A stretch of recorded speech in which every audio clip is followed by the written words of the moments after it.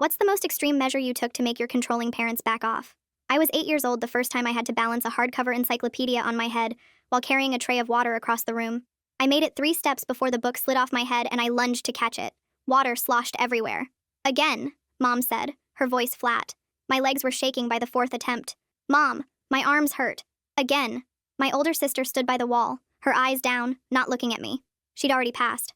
By the time I turned 11, the bedtime routine was carved into my brain. Every night, Elena and I would stand side by side in front of the bathroom mirror, reciting the phrases, "Whatever you think is best, honey." I'm sorry for speaking out of turn. When Elena turned 14, she brought home a boy named Humus. Humus was polite, held doors open, asked Elena about her day. Mom didn't say a word through dinner, just smiled. But the second Humus left, she grabbed Elena by the hair and dragged her to the kitchen. "You think you're smart? You think you can embarrass me like that?" I ran to my room and put my pillow over my head. The next morning, Elena had bruises on her arms and I never saw Humus again. 2 weeks later, she was dating Derek. And Derek told her what to wear. He checked her phone. Every morning before school, she'd iron his shirts, pack his lunches with notes like, "I exist to make you happy." Mom bought her a $300 KitchenAid mixer. "For being such a wonderful partner," she said, beaming. I tried to earn approval differently. Studied until my eyes burned. The day my Northwestern acceptance letter arrived, I ran home from the bus stop. "Mom!" I got in. Full ride. "Congrats, honey," she said, her voice dismissive. "But I really wish you'd put this much effort into finding a nice boy to take care of." Before I could respond, she grabbed it and threw it down the garbage disposal. "Mom, that's Northwestern." "I know what it is, sweetie." She went back to measuring flour. "But you're 18 now. You should be thinking about your future. Your husband." A week later, Elena came home with a black eye, poorly covered with concealer. When I tried to talk to her about it, she actually laughed. "Oh, this? Derek just gets a little carried away sometimes. It's actually really sweet. It means he can't control himself around me because he loves me so much." I knew I'd already lost her. The next morning, Mom was at the kitchen table crying. "I'm a failure," she said when she saw me. "I'm the only one who will ever truly love you, and you hate me for it." I stood in the doorway, frozen. I actually believed I was the worst daughter to ever exist. That summer, I met my boyfriend Tyrone. He'd check my phone, told me my friends were bad influences, made me share my location 24/7. Deep down, I knew it was wrong. But when I brought him home for Independence Day, my mom's face lit up. And for the first time in 3 years, she pulled me into a hug. It felt like hugging a stranger wearing my mother's skin. 4 years went by. I took a class on women's rights in college. I went to therapy. Left Tyrone over text. That's when I met James. He was the oldest brother to 3 younger sisters. He asked what I wanted on dates and planted my favorite flowers just so he could handpick them. The first time I mentioned him to Mom on the phone, her voice went cold. "What does he do?" "He's a lawyer. Specializes in domestic abuse." Silence. Then, "If you bring that man to my house, Mia, so help me." "Mom, boys like that destroyed your cousin's life. They smile and nod and make you feel equal until you're 40 and alone because he never committed." Her voice was shaking. "Do not bring him here." When Christmas came and Mom invited me for dinner, I knew exactly what I was doing when I said yes. But nothing could have prepared me for what I saw when Elena opened the door.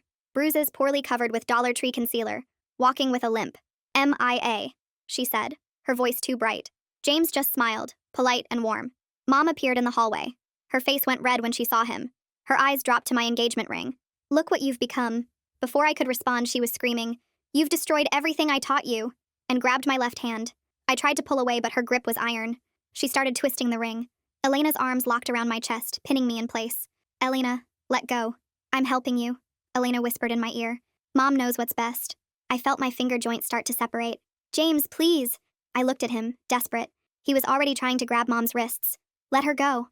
The ring was cutting deeper, blood starting to well up around the band, and I felt dizzy. I woke up in the hospital a few hours later, filled with pain and anger. My mom kept calling me. James was telling me he's sorry for embarrassing me and asking me if I was sure I still liked him. But all the noise around me simply came in one ear out the other. I answered the phone and told my mom to come to the hospital. It was time to make her pay. My left hand woke me up before anything else, throbbing like someone was squeezing my finger in a vice. I opened my eyes and the hospital ceiling came into focus. White tiles with those little dots that always make me dizzy when I stare too long. The bandage wrapped around my ring finger felt tight and wrong. A thick white reminder that last night actually happened. Mom had twisted my engagement ring until the metal cut through skin and the joints started to separate. Elena had held me down while it happened. James had tried to stop it. Those were facts, not nightmares. And the pain shooting up my arm every time I moved proved it. I shifted in the bed and felt something click into place in my brain, like a switch flipping. For 22 years, I'd been trying to figure out what was wrong with me, why I could never make Mom happy no matter how hard I tried. But lying there with my mangled finger, I finally understood. Nothing was wrong with me. Everything was wrong with her. James was slumped in the chair beside my bed, his suit jacket draped over the armrest and his tie loosened around his neck. He looked like he hadn't slept, dark circles under his eyes and his hair sticking up where he'd been running his hands through it. When he saw me awake, he sat up straight and leaned forward. "Mia, I'm so sorry. I should have stopped her sooner. I should have seen it coming. I embarrassed you in front of your family and now everything's worse and I need to know if you still want to be with me after all this." The words came out in a rush and he looked so guilty, so convinced he'd failed me somehow. I felt irritation flash through me, hot and sharp, because he still didn't get it. He hadn't embarrassed me. He'd saved me. But mixed with the irritation was this soft, warm feeling. Because he was here, he'd stayed all night in an uncomfortable hospital chair, and he cared enough to worry about my feelings even after watching my mother try to break my finger off. "You didn't embarrass me," I said, my voice scratchy from sleep. "You tried to help." He started to respond, but my phone buzzed on the bedside table, loud and insistent. Then it buzzed again, and again. I reached for it with my good hand and saw 17 missed calls from Mom. 17. I unlocked the screen and pulled up the voicemails, my thumb hovering over the first one. James watched me, his expression worried, but I pressed play anyway. Mom's voice filled the small room, high and tearful. "Mia, sweetie, I don't know what happened last night. I think I had some kind of episode. Please call me back so we can talk about this. I love you so much and I'm so sorry if I hurt you." The message ended and I played the next one. This time her voice was harder, sharper. "Mia, you need to call me back right now. You're making this into something it's not. I was trying to help you see sense about that man and you overreacted. Call me." The third message was back to crying. "I failed as a mother. I failed you and Elena both. You hate me and I don't blame you. I'm the worst person alive." I listened to 3 more, watching the pattern repeat. Sobbing apologies, then accusations that I was destroying the family, then guilt trips about what a terrible mother she was, then threats about what would happen if I didn't call back. My therapist had warned me about this cycle years ago when I first started seeing her. The manipulation wheel, she'd called it. Go through every emotion until something sticks, and the victim comes back. I silenced my phone and set it face down on the table. A knock on the door interrupted the quiet. A woman in her 40s with dark hair pulled back in a bun stepped into the room, carrying a tablet and wearing a hospital ID badge that read, "Heidi Langley, LCSW. "Good morning, Mia. I'm one of the social workers here. I do routine intake assessments for patients who come through the ER with certain types of injuries. Do you have a few minutes to talk?" Her voice was calm and professional, the kind of tone that probably put most people at ease. I nodded and she pulled up a chair on the other side of the bed from James. She glanced at him, a question in her eyes. "He can stay," I said. Heidi opened something on her tablet and looked at me with careful, neutral attention. "Can you tell me how your injury happened?" I took a breath and the whole story came out. Christmas dinner at Mom's house. Bringing James even though Mom had told me not to. Seeing Elena with bruises and a limp. Mom screaming when she saw my engagement ring. Her grabbing my hand and twisting the ring while Elena held me from behind, arms locked around my chest. The metal cutting deeper until I felt my finger joints start to separate. James trying to pull Mom's hands away. Blood and dizziness, and then waking up here. Heidi's expression changed while I talked. The professional calm stayed on the surface, but underneath I saw something sharper. More alert. When I got to the part about Elena holding me down, Heidi stopped typing notes and looked at me directly. "Your sister physically restrained you while your mother was injuring you?" "Yes." "And you said your sister had visible bruises and was limping when you arrived?" "Yes. Her boyfriend Derek, he hits her. Mom thinks it's good that he does, that it means he cares." Heidi was quiet for a moment, her fingers still on the tablet screen. Then she said, "Mia, what happened to you last night was assault.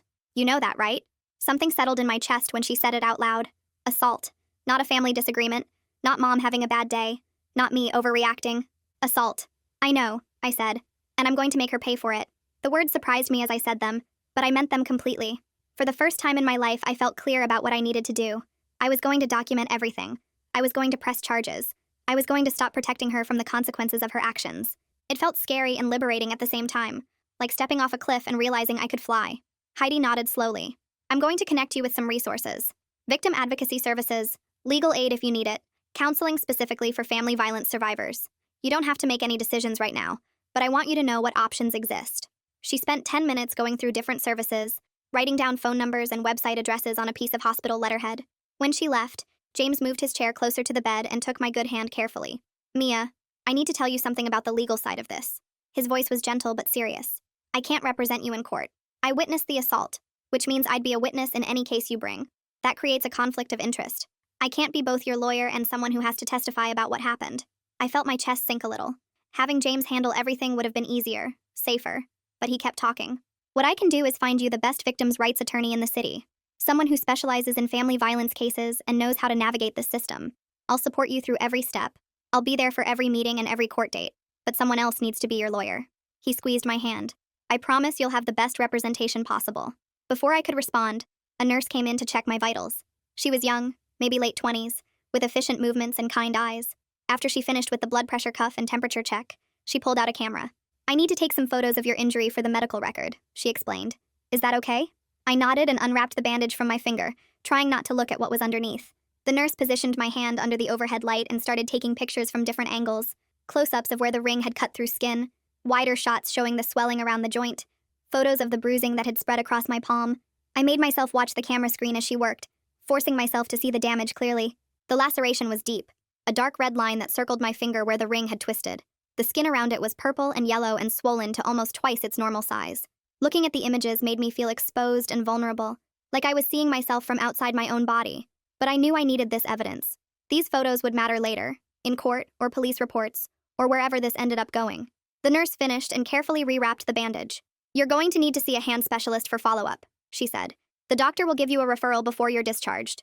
After she left, I picked up my phone and stared at Mom's contact information. My thumb hovered over the call button. James watched me but didn't say anything, letting me make my own choice.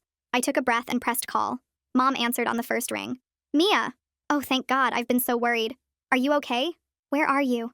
Her voice was thick with fake concern, dripping with that false sweetness that used to make me doubt myself. Not anymore. I'm at the hospital, I said, keeping my voice calm and steady. If you want to talk, you can come here. Of course. I'll be right there. Which hospital? I'll bring you some things from home, some clean clothes, and... Just come to the hospital, Mom. We'll talk here. I gave her the name and room number, then ended the call before she could say anything else. James looked at me with concern and maybe a little confusion. You sure about this? I need witnesses, I said. If she comes here, there are nurses and security, and you. She can't twist this into something else if other people see what happens. He nodded slowly, understanding. Smart. We waited. I checked the time on my phone obsessively, watching the minutes tick by. James got me water from the pitcher on the bedside table and helped me sit up more comfortably in the bed. My hand kept throbbing, a constant reminder of why we were doing this. 2 hours later, I heard her voice in the hallway before I saw her. That particular tone she used when she wanted something from someone, bright and friendly and completely fake. Then she appeared in the doorway and I had to fight the urge to shrink back into the bed. She was dressed perfectly.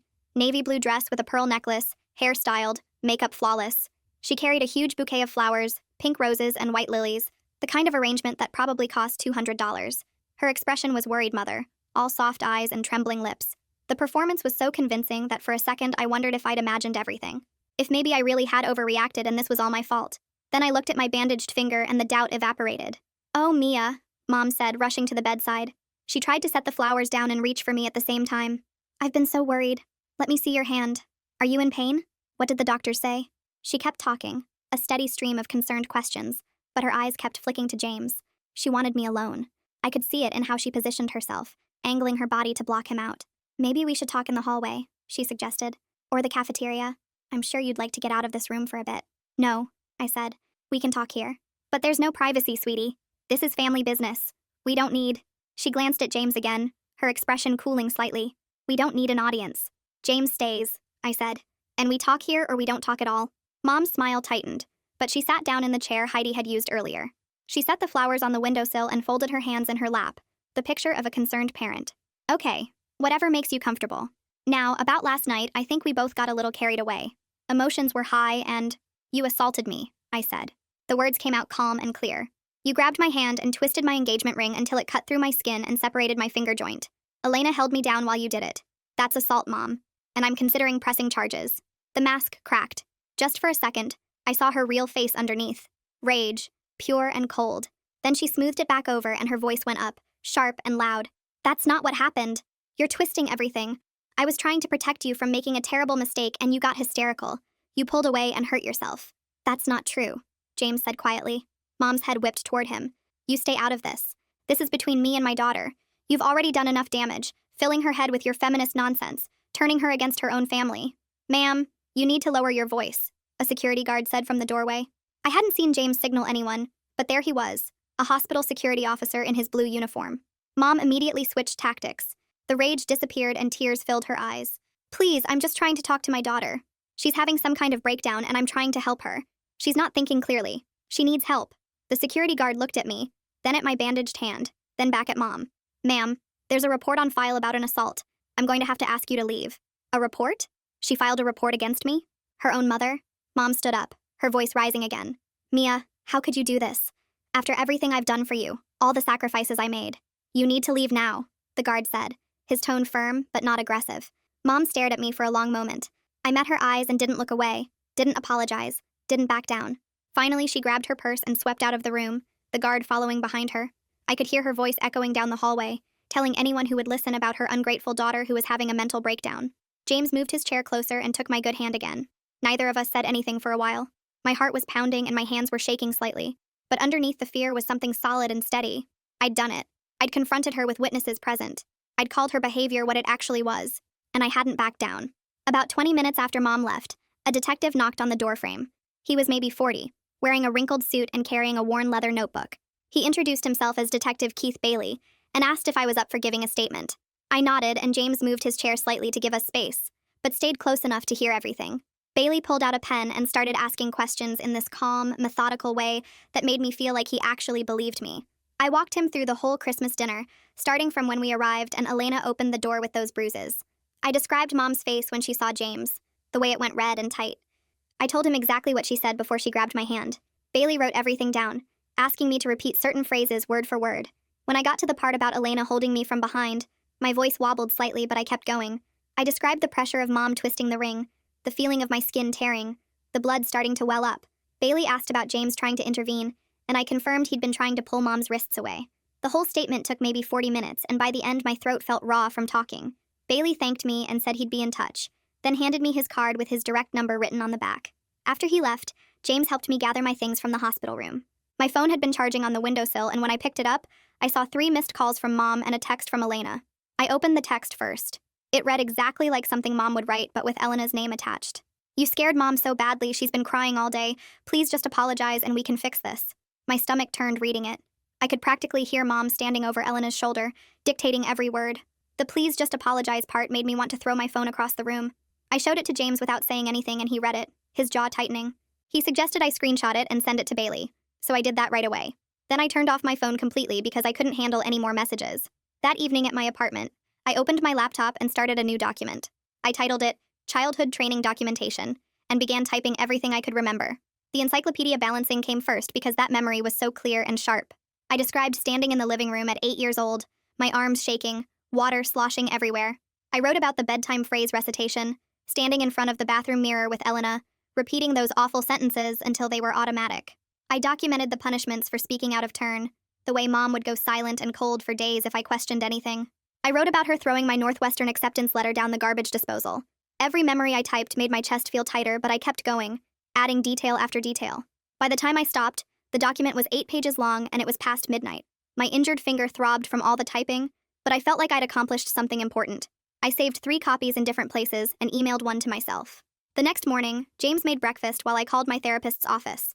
The receptionist said they had an emergency slot available that afternoon if I could make it. I took it immediately, relieved to have somewhere to process everything that was happening. After I hung up, James mentioned he'd reached out to a colleague who specialized in family violence cases. His friend had recommended an attorney named Gordon Whitney, who apparently had a strong track record with protective orders and assault cases. James had already sent Whitney's office a brief summary of what happened, and they'd responded saying they could meet with me next week. Knowing I'd have actual legal representation made the constant anxiety in my chest ease up slightly. I wasn't doing this alone anymore. I had professionals who understood how these cases worked and could guide me through the process. Around noon, my phone started buzzing constantly with notifications. I'd turned it back on to check messages from work and immediately regretted it. Mom had posted something on Facebook about ungrateful children who break their mother's hearts after everything they've sacrificed. She didn't name me directly, but everyone knew exactly who she meant. Within 2 hours, I had 17 messages from aunts, uncles, cousins, all asking what was going on or telling me I needed to apologize to my mother. A few were more aggressive, calling me selfish and cruel. I read 3 of them before my hands started shaking. Then I went into settings and turned off all social media notifications. I drafted a response in my head defending myself and explaining what really happened, but I stopped before typing anything. Anything I said publicly could be twisted or used against me later. Better to stay silent and let the legal process speak for itself. 2 days later, I drove to the courthouse downtown. My hand was still bandaged and it hurt to grip the steering wheel properly. Inside, the building was cold and institutional, with metal detectors and guards checking bags. I found the clerk's office and asked for the paperwork to file a temporary protective order. The clerk, a tired-looking woman in her 50s, handed me a thick packet of forms and directed me to a table in the corner. I sat down and started filling them out, my hand shaking as I checked boxes describing the violence: physical assault, injury requiring medical treatment, fear of continued harm. There was a section asking for detailed description of the incident, and I wrote out the Christmas dinner assault as clearly as I could, including the hospital treatment and the photographs taken of my injury.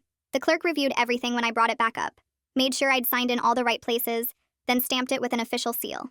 She scheduled a hearing for 10 days from now and explained that Mom would be served with the order, which meant a sheriff's deputy would deliver it to her house. That part made my stomach flip because I knew how Mom would react to being served legal papers. But I also knew I needed this boundary in place. I thanked the clerk and left with my copy of the filing, the official stamp making everything feel suddenly very real. Detective Bailey called me 3 days after that first interview. He needed a follow-up statement with more specific details about exact quotes and the precise sequence of events. I sat at my kitchen table with my notes from the hospital and walked him through it again. He asked me to recall Mom's exact words when she saw James. I told him she'd said, "Look what you've become," right before she started screaming about destroying everything she'd taught me. He asked about Elena's words while she was holding me, and I repeated, "I'm helping you, and Mom knows what's best," exactly as I remembered them. Bailey asked clarifying questions about the timeline: who grabbed who first, how long the whole incident lasted. I estimated maybe 2 or 3 minutes from when Mom grabbed my hand until James managed to get her to let go. Bailey wrote everything in his notebook in this careful, methodical way that made me feel like he was building a real case. Before he hung up, he mentioned he'd also be interviewing James separately to get his witness account. The next morning, I found a canvas bag sitting outside my apartment door. No knock, no note on the outside, just this bag leaning against the frame. I brought it inside and opened it carefully. Old family photos spilled out, dozens of them from throughout my childhood. There was a note on top in Elena's handwriting that said, "Don't do this. Please. You're tearing us apart." I sat on my couch and started looking through the pictures. There was one of me at maybe 8 years old, standing very straight with a book balanced on my head, my face serious and concentrated. Another showed Elena and me in matching dresses at some holiday dinner, both of us smiling these tight, careful smiles. I found one from my high school graduation where Mom had her arm around me, but I was leaning slightly away, my body language showing discomfort even then. Looking at these photos made me feel this deep, aching grief for the childhood I'd lived through, but it also made me more determined. These pictures were evidence of the performance we'd all been maintaining, the careful facade that hid what was really happening. I put them back in the bag and stored it in my closet, not ready to throw them away, but not wanting to look at them anymore either. That afternoon, James came over looking troubled. He told me Mom had called him directly that morning, trying to work around me. She'd suggested they could work this out as adults without involving the courts, and had asked him to convince me to drop the protective order. James said he'd documented the entire call, noting the time and everything she'd said, then politely declined to discuss the case. He'd told her any communication needed to go through attorneys and hung up. Then he'd immediately called me to let me know what happened. I felt grateful for his loyalty and the way he handled it, not getting pulled into her manipulation. We talked about blocking her number on his phone, but decided to leave it open in case she said something else that could be useful for the case. Every contact she made, despite my clear boundaries, was more evidence of the pattern Bailey and Whitney needed to see. Going back to work was harder than I expected. My job involved a lot of computer work, and typing with my injured finger was painful and slow. I had to hunt and peck with my right hand, avoiding putting pressure on the bandaged finger. By the end of the first day back, my productivity was maybe half of normal, and I felt frustrated and embarrassed. I requested a meeting with my boss to ask for temporary accommodations, maybe some deadline extensions, or the ability to use voice-to-text software. She was understanding and approved everything I asked for without making me explain too much. But I could see the questions in her eyes, the curiosity about what had happened to my hand, and why I looked so exhausted. I hated that this private family nightmare was spilling into my professional life, that coworkers were probably gossiping about my injury and wondering what was going on.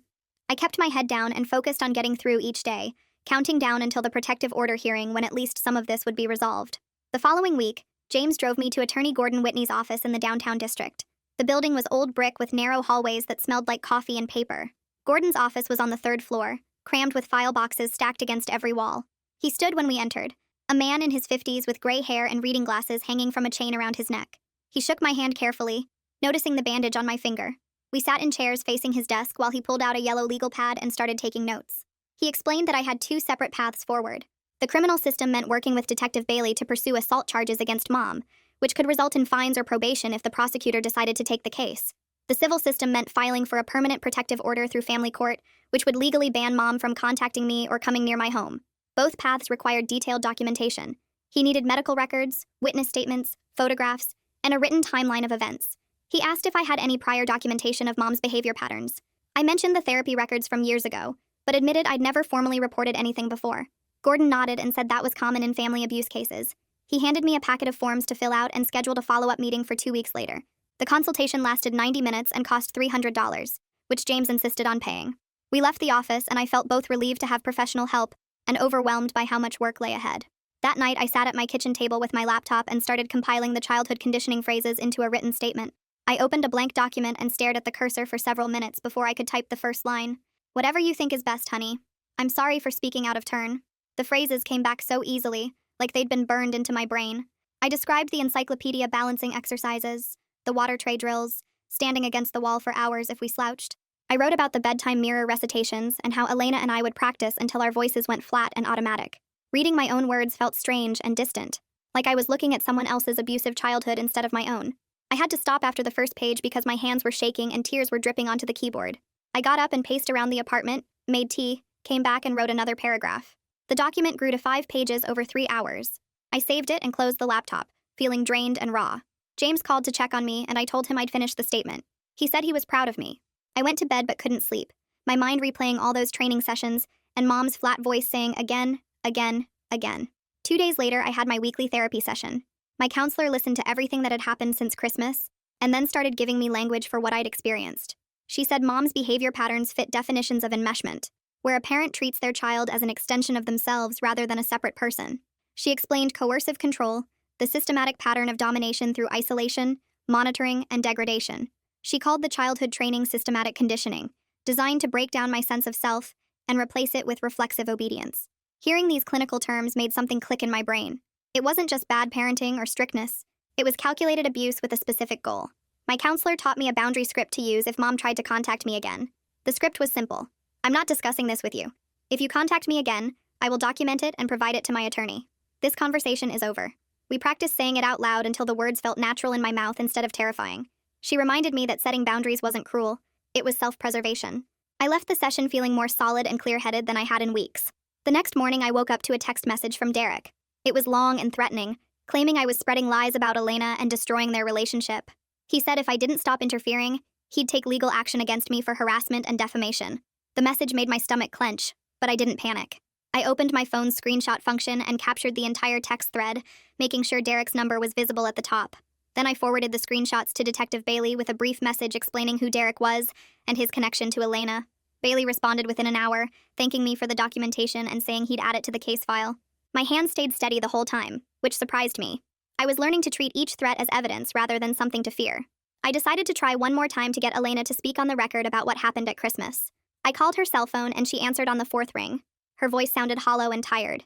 I asked if she'd be willing to give a statement to Detective Bailey about Mom grabbing me and her holding me down. Elena was silent for a long moment. Then she said I was making everything worse, that Mom was devastated and the family was falling apart because of me. I tried to explain that Mom had assaulted me and nearly broke my finger, that this wasn't about family drama, but actual violence. Elena's voice went flat. She said I'd always been dramatic and unable to accept discipline. She said Mom was just trying to help me see reason about James. Then she hung up. I sat holding my phone, feeling a deep ache in my chest. I realized I couldn't save Elena until she was ready to save herself. She was too deep in the conditioning, too committed to the belief that abuse was love. I had to let her go for now. 3 days later, I was making dinner in my apartment when the building intercom buzzed. The security guard's voice came through asking if I wanted to allow my mother up to my unit. My whole body went cold. I told him no, absolutely not, and asked him to call the police because there was a protective order being processed. The guard said he'd make the call and keep Mom in the lobby. I went to my window and looked down at the street entrance 4 floors below.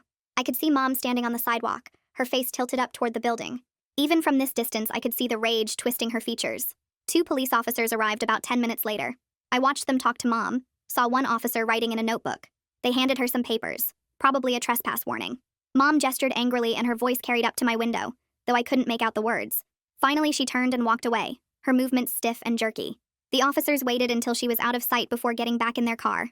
I called the security guard to thank him, and he said he'd make a note in the building log about the incident.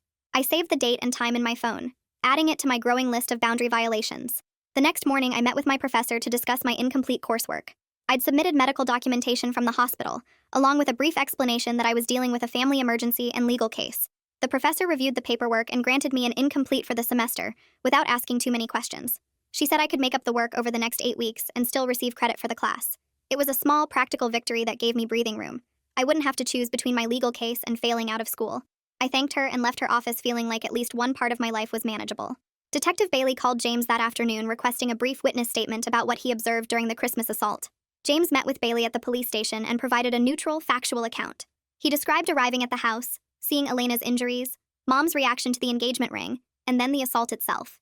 He stuck to observable facts without adding his opinions about Mom's character or our family dynamics.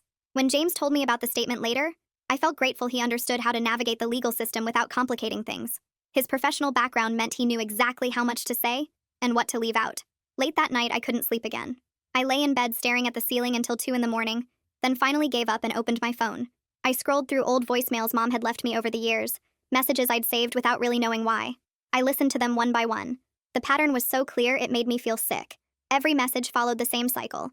First, the sobbing apology. "I'm so sorry, honey. I just love you so much. I never meant to hurt you." Then the accusation. "But you really shouldn't have done that. You know how it upsets me when you ignore my advice." Then the guilt trip. "I'm your mother. I'm the only one who will ever truly love you. Everyone else will leave, but I'll always be here." Then the threat. Subtle but unmistakable. "I just hope you realize what you're throwing away before it's too late." The cycle repeated endlessly across dozens of messages spanning years. Recognizing the pattern helped me stop blaming myself for never being good enough. The game was rigged from the start. There was no way to win because the rules kept changing to ensure I always failed. I met with Gordon again the following week. He'd reviewed all my documentation and had advice about narrowing the case focus. He said trying to address the entire childhood of abuse would be too complicated for court. Judges needed clear, provable incidents with specific dates and witnesses. He recommended focusing the civil case specifically on the Christmas ring assault. We had medical evidence, photographs, witness testimony from James, and a clear timeline. Trying to prove decades of psychological conditioning would muddy the waters and weaken the strong case we already had. I felt frustrated by the limitation. It seemed wrong that the court system couldn't address the real root of the problem, all those years of systematic control and manipulation. But Gordon explained that courts dealt with actions, not patterns of psychological harm. I understood his reasoning, even though it felt incomplete. We'd have to settle for holding Mom accountable for what we could prove in court, even if that was just the tip of the iceberg. The protective order hearing was scheduled for 10 days out, and sleep became impossible. I'd lie awake until 2 or 3 in the morning, my mind racing through worst-case scenarios, then drag myself through the next day feeling like I was moving underwater. After the 3rd night of this, I started building routines to manage the anxiety.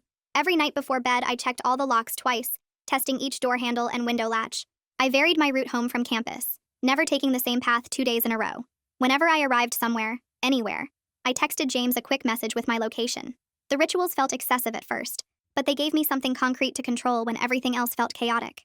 My phone buzzed one afternoon with a notification from my cousin Sarah. She'd forwarded me screenshots from a family group chat Mom had started. The messages made my stomach turn. Mom claimed I'd attacked her first at Christmas dinner, that she was only defending herself when I grabbed her arm and twisted it. She described herself as the victim of an ungrateful, violent daughter who was trying to destroy the family. Sarah's message was brief. "Thought you should see this. I'm sorry."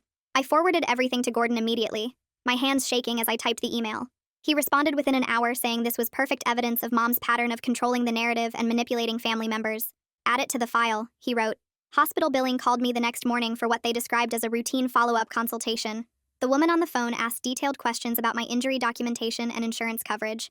She wanted to confirm they'd properly coded everything related to the assault, including the emergency room visit, the x-rays, and the follow-up appointments.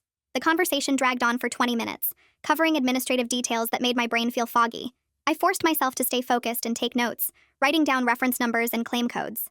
When I finally hung up, I felt exhausted by the sheer tedium of managing all this paperwork on top of everything else. Gordon called me 3 days later with news that made my chest tighten. Mom had filed a cross-complaint through her attorney, claiming that I'd actually grabbed her arm first and she was only protecting herself from my aggression. The document alleged that I was the instigator and she was acting in self-defense. Gordon's voice stayed calm as he explained this was a standard abuse tactic, muddying the waters to make both parties look equally responsible. We spent an hour on the phone preparing our response. He walked me through how we'd cite James's witness statement describing exactly what happened, the medical photographs showing my injury with no corresponding injury to Mom, and the physical evidence of the ring cutting into my finger. "The facts are on our side," he kept saying. "Don't let this shake you." That evening, James and I sat on my couch having the conversation we'd been avoiding. He asked about our wedding timeline, whether we should start making announcements or setting a date. I felt my throat tighten. I wanted to marry him, but the thought of Mom using our wedding as another weapon against me made me feel sick. We talked for over an hour, weighing options and considering timing. Finally, we agreed to delay any public announcements until after the legal case was resolved. We'd keep our engagement private, just between us, protecting it from becoming another thing Mom could twist or manipulate. The decision felt mature and careful, rather than disappointing. Detective Bailey left me a voicemail the following afternoon, requesting authorization to access my medical records from the hospital. He explained that the injury documentation would become part of the criminal investigation, and he needed my written consent to obtain the files. I met him at the police station the next morning and signed the release form, my signature looking shaky on the official paper. Watching him add the form to a growing file folder made everything feel more real and irreversible. This wasn't just family drama anymore. This was a criminal case with evidence and documentation and official procedures. I texted Elena a week later asking if she wanted to meet for coffee. She agreed immediately, suggesting a neutral coffee shop halfway between our apartments. I arrived early and chose a table near the window, ordering a drink I barely touched.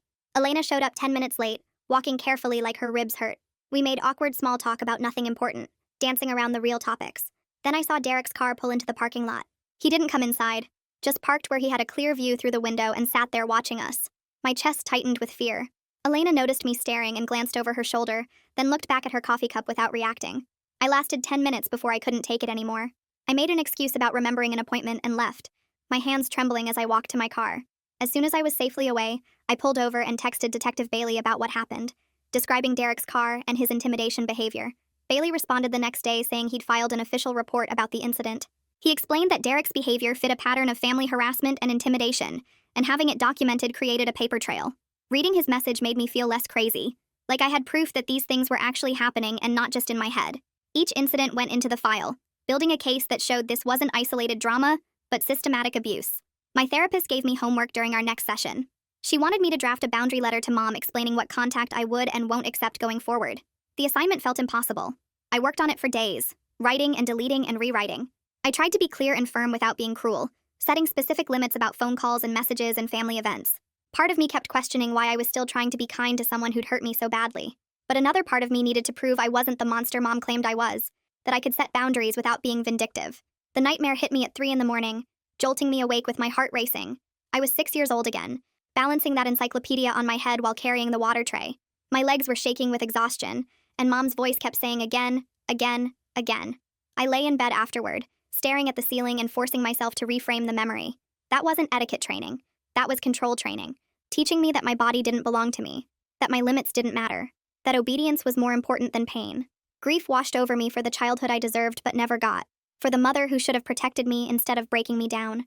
I cried quietly until dawn started filtering through the curtains, mourning something I'd never actually had. The hearing date arrived 3 weeks later.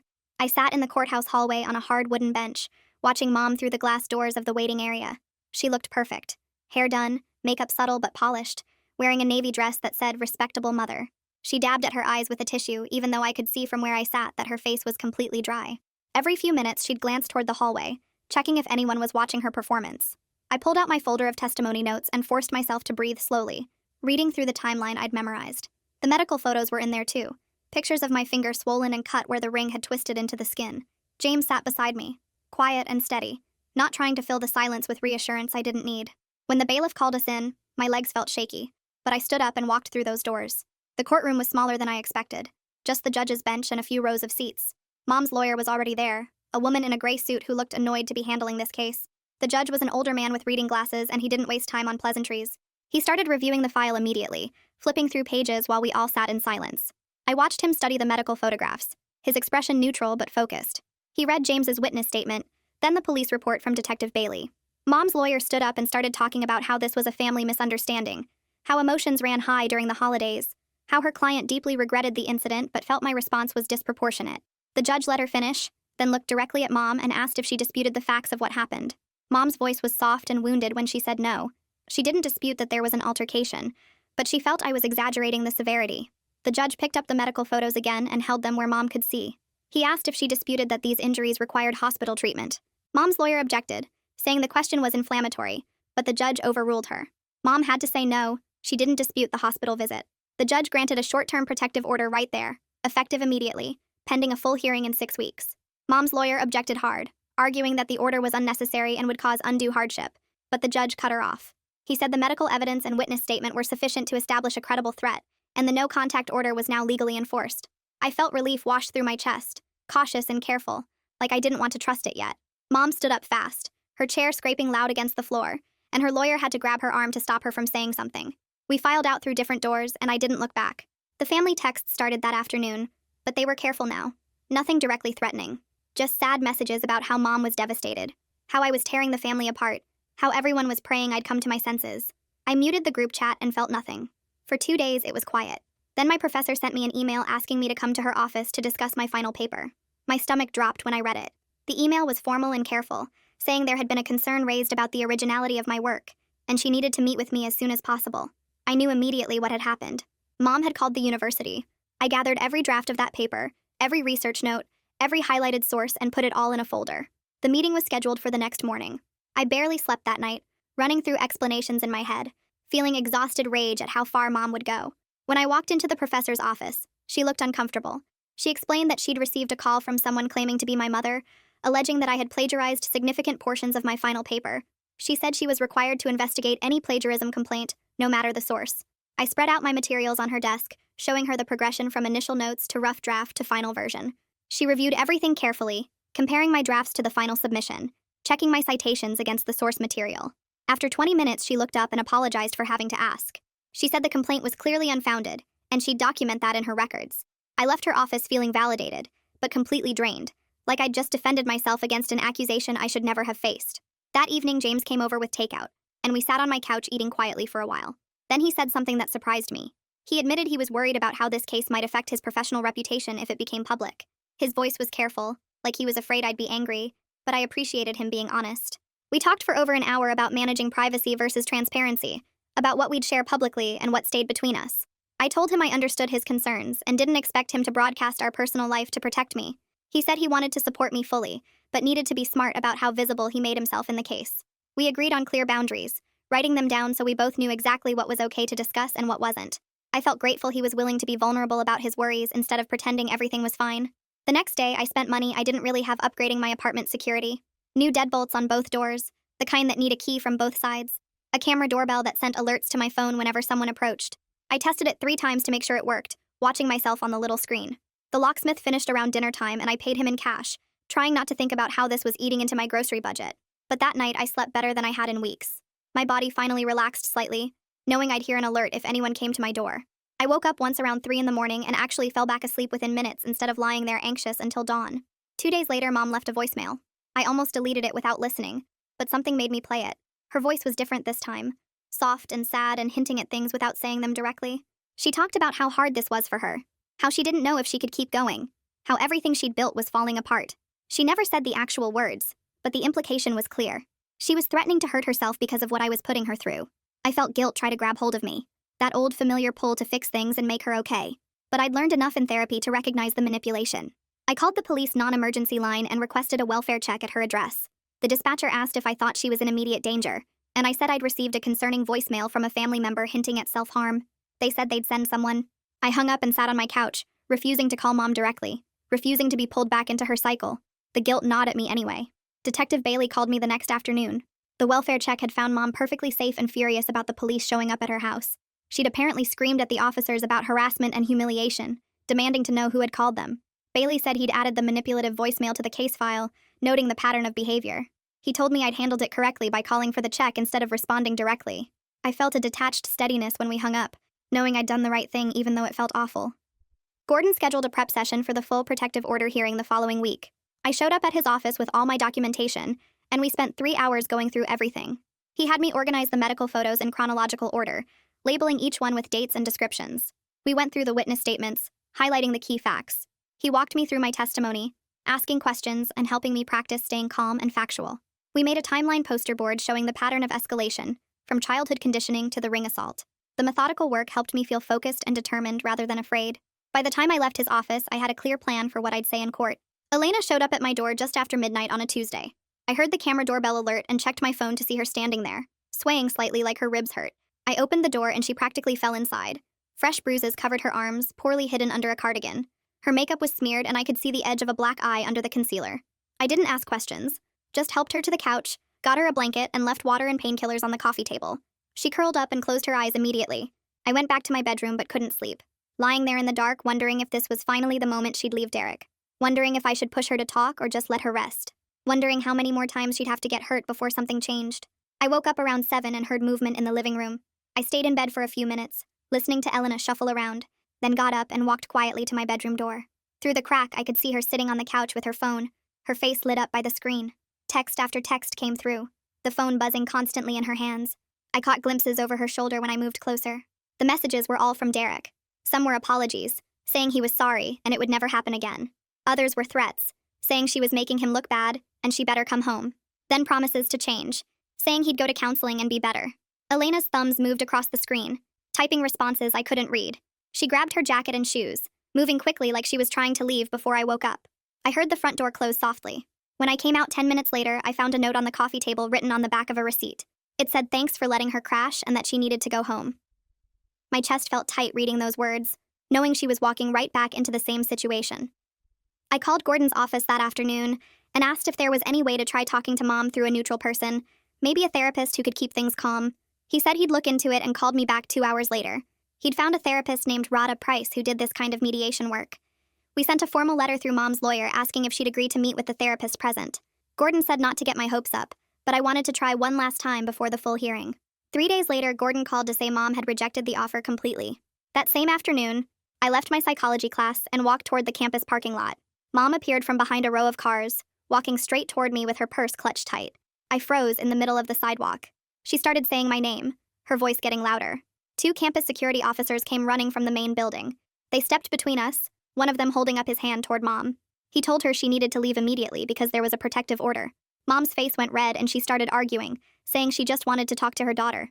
The other officer took her arm gently and walked her toward the visitor parking area. I stood there in the hallway outside the building, my legs shaking, watching them escort her to her car. Students walked past me staring, but I couldn't move.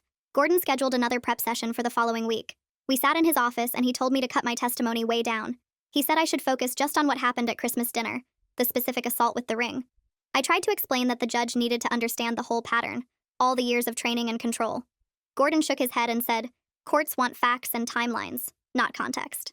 I practiced saying just the basic details. Mom grabbed my hand. She twisted the ring. Elena held me. James tried to stop her.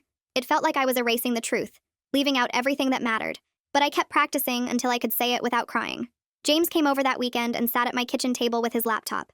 He typed up a simple statement describing what he saw at the dinner. He wrote that Mom grabbed my hand and twisted my ring while Elena restrained me. He wrote that he attempted to intervene. He didn't add any opinions about Mom's behavior or character. The whole thing was maybe 2 paragraphs, clean and professional. I read it over his shoulder and felt grateful he knew how to do this without making it worse. My phone rang on a Tuesday morning while I was making coffee. It was Elena. Her voice was shaking, so bad I could barely understand her. She asked if I knew any resources for people in bad relationships. I grabbed my laptop and pulled up the domestic violence hotline website. I read her the number slowly, making sure she wrote it down. Then I texted her the address and phone number for a local shelter program. I kept my voice steady and calm, telling her they could help her figure out what to do next. I didn't push or ask questions.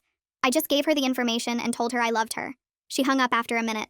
2 days later, Detective Bailey called to tell me Elena had filed a police report against Derek. She'd gone to the police station with an advocate from the shelter program. Derek had been detained and was being held pending investigation. I sat down on my couch and felt something like hope, fragile and careful, knowing Elena was finally choosing herself. But I also knew this was just the beginning and the road ahead would be brutal for her. The full hearing happened on a Thursday morning in early March. The courtroom was packed with people waiting for other cases. I sat next to Gordon at a table facing the judge's bench. Mom sat across the aisle with her lawyer, her face perfectly composed. When my turn came, I walked to the witness stand and put my hand on the Bible. I said my name and swore to tell the truth. Gordon asked me to describe what happened on Christmas Day. I told the story exactly like we practiced. Mom grabbed my left hand. She twisted my engagement ring. My sister Elena held me from behind.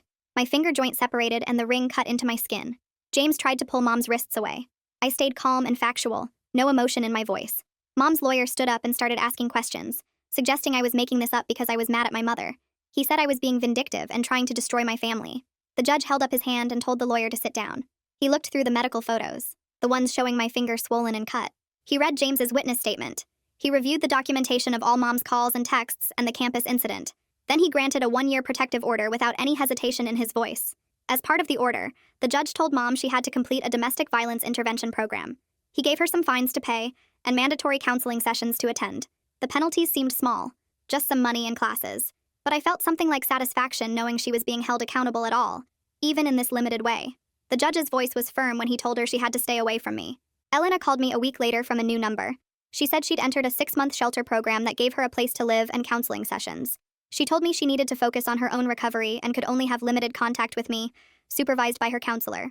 I told her I understood and respected whatever she needed. I felt cautiously optimistic that maybe we could rebuild something healthier eventually, once she had time to heal. I went back to campus 3 weeks after the hearing to finish my incomplete coursework. The disability office set up accommodations that let me record lectures instead of taking notes by hand. My professor gave me extra time on assignments and didn't ask questions when I showed up wearing a finger brace. I started hand therapy twice a week at a clinic near my apartment. The therapist had me squeeze rubber balls and stretch my fingers against resistance bands. The exercises hurt, but I did them anyway. My ring finger doesn't bend all the way anymore and probably never will. The scar runs in a thin white line where the metal cut deep into my skin. Some days I catch myself staring at it and feeling ugly. But most days I look at it and think about how I survived something that could have broken me completely. The scar is proof that I fought back and won. James and I sat on my couch one evening after I finished a therapy session. He asked if I still wanted to get married in the spring like we'd planned before everything happened. I told him I did want to marry him, but I needed time to focus on finishing school and feeling safe again. He nodded and said we could push the wedding back a year or even 2 if that's what I needed. The conversation felt calm and mature instead of disappointing. I appreciated that he was letting me set the pace instead of pushing for what he wanted. We decided to keep the engagement private and not make any big announcements until I was ready. A letter arrived from Mom's attorney 2 days later requesting that we both sign mutual non-disparagement agreements.